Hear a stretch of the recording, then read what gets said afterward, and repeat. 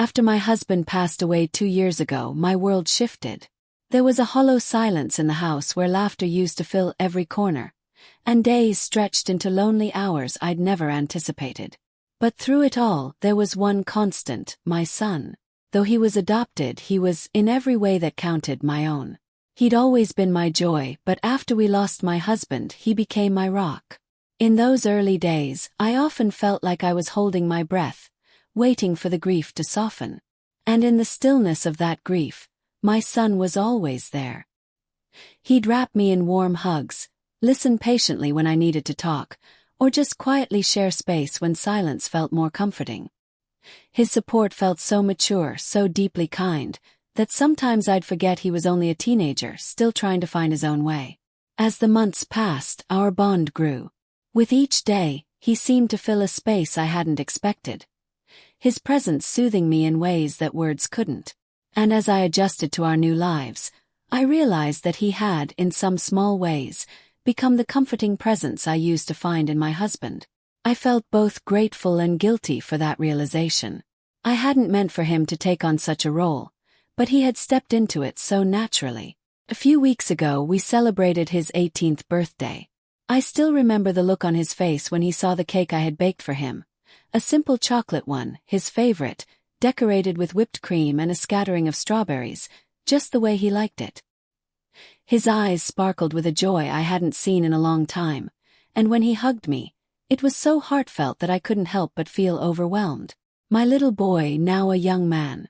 After the party was over and the guests had left, we found ourselves alone in the living room, surrounded by scattered party decorations and half-empty plates. The quiet was almost soothing. He sat beside me on the couch, his gaze thoughtful, distant. For a moment, I worried that he was feeling the weight of something unspoken, but then he looked at me and smiled. "Thank you, Mom," he said softly, reaching for my hand. "You've done everything for me." I squeezed his hand back, my throat tightening. "Oh, sweetheart, it's nothing. It's what mothers do." He shook his head, still holding my hand. "No, it's more than that. You're everything to me. I don't know where I'd be without you." There was something in his words, a depth of feeling that I wasn't quite prepared for. I knew he loved me, but hearing it so openly, so sincerely, brought tears to my eyes. I brushed them away with a laugh, squeezing his hand again. "Well, you're my rock, you know. I don't know what I would have done without you these past couple of years." He looked away then, but not before I saw a hint of sadness in his eyes. I wanted to reach out to ask him what he was thinking, but instead I waited, letting him find his words. Eventually he turned back to me. "It's strange, isn't it?" he murmured. Sometimes I feel like it's just you and me against the world." I nodded, understanding more than he might have realized. "I feel that way too sometimes."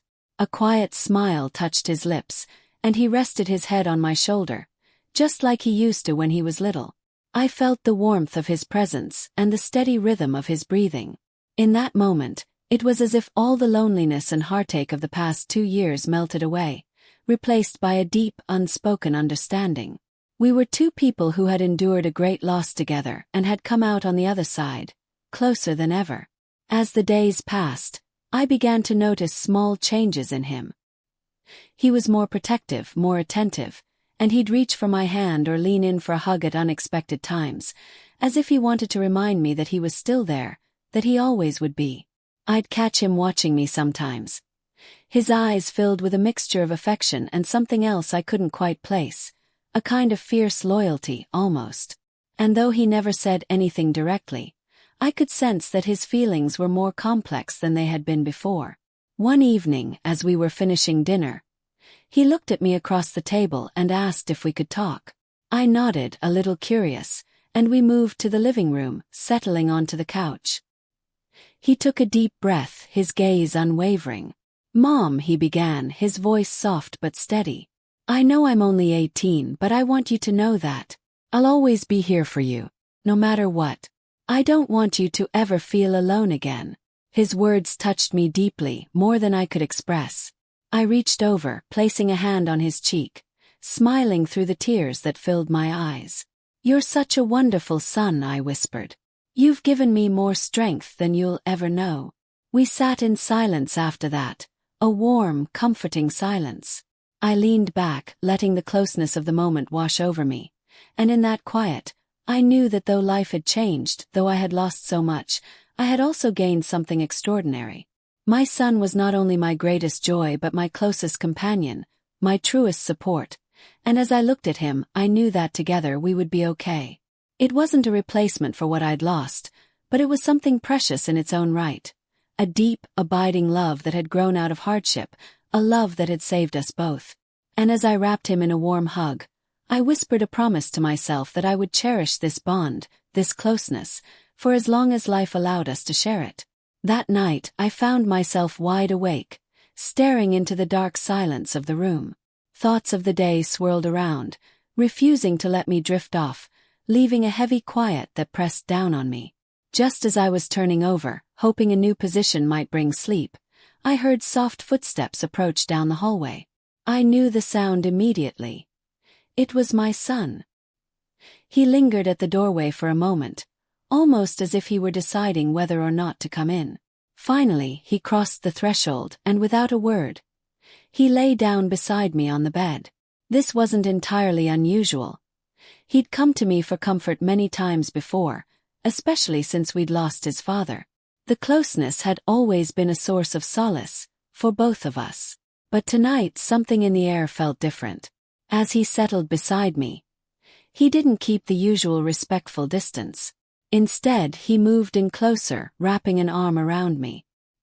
His hand lingered, resting against my side with an unexpected weight, and he shifted his body until we were pressed together in a way that felt unfamiliar. I could feel the warmth of his breath near my neck, steady but somehow different, charged. "Mom," he whispered, his voice low, almost hesitant. There was something in it that I hadn't heard before, an emotion he was holding back. There's something I need to tell you."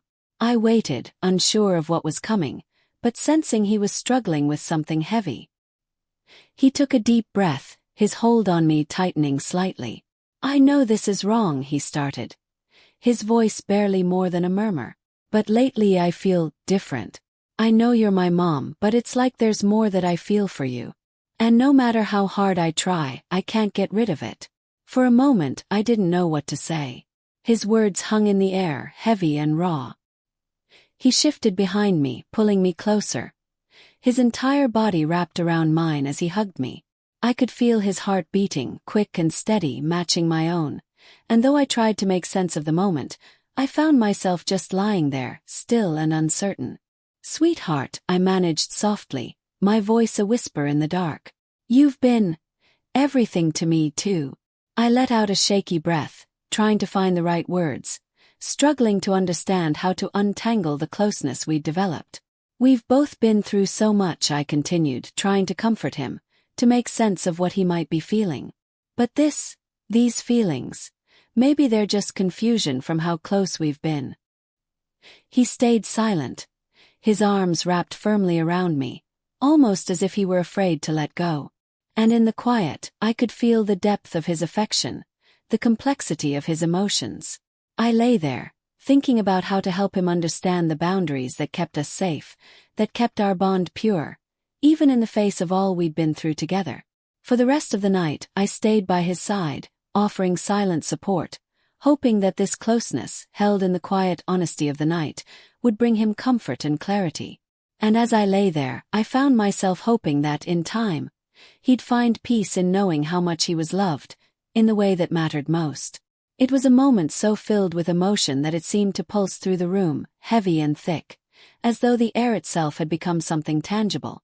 As he continued to hold me, his hand found its way to my hair, gently smoothing it, his fingers tracing along each strand with a tenderness that sent a warmth through me, unbidden yet comforting. I lay there, still and uncertain, caught in the tension between my mind's instinct to pull away and my heart's longing to stay. He began to stroke my back, his movements slow and careful, like he was afraid I might stop him. I was frozen, caught somewhere between disbelief and the overwhelming tenderness of the moment. It had been so long since I'd felt that kind of closeness. Years since I'd been held, cared for in that way.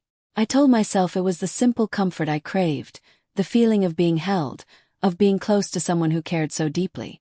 I could sense the conflict in him, the way his touch softened as though he, too, was unsure of what to do, how to navigate this space we found ourselves in. And though I knew I should say something, my heart ached with a yearning I hadn't realized was there until this very moment. For just that night I let myself feel that closeness, let myself be held, savoring the comfort, letting the quiet connection wrap around us both like a fragile thread, a moment caught in time. As dawn began to break, the light slowly casting shadows across the room, I knew we would both need to find words, to draw the lines that would guide us back to where we'd been. But in those silent, still hours, I allowed myself to be in that space with him, grateful for the warmth, for the connection that was honest and tender. And though it was complex, I held on, knowing that sometimes, in moments of grief and loneliness, closeness was enough to sustain us both. In the stillness of that early morning, as the world lay quiet around us, his words began to flow, each one wrapped in warmth and sincerity. His hand still rested gently on my arm, his presence close and comforting, yet his voice held a tenderness that surprised me. "Mom," he murmured, his voice almost a whisper in the soft light. "I don't think you realize how beautiful you are. How much I look up to you." I turned to him slightly, feeling a rush of emotions at his words, unsure of how to respond. It had been a long time since anyone had spoken to me like that, since I'd felt truly seen. He went on, his words gentle and filled with affection. "You've done everything for me," he continued, his gaze never wavering. "I can't imagine what my life would be like without you. You're incredible." A warmth filled my chest, a feeling I hadn't experienced in a long time. He spoke with such sincerity, and there was an openness in his expression that caught me off guard. I felt a blush rise to my cheeks as I listened, absorbing each word, feeling cherished in a way that was both surprising and deeply touching. "You deserve to be happy," he said softly, his eyes filled with something I couldn't quite place. "You've done so much, given so much. I just want you to know that I think you're amazing." There was a pause as his words settled between us, filling the space with a gentle intimacy that felt safe and genuine.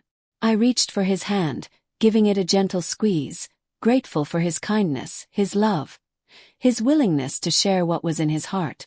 "Thank you," I whispered, my voice thick with emotion.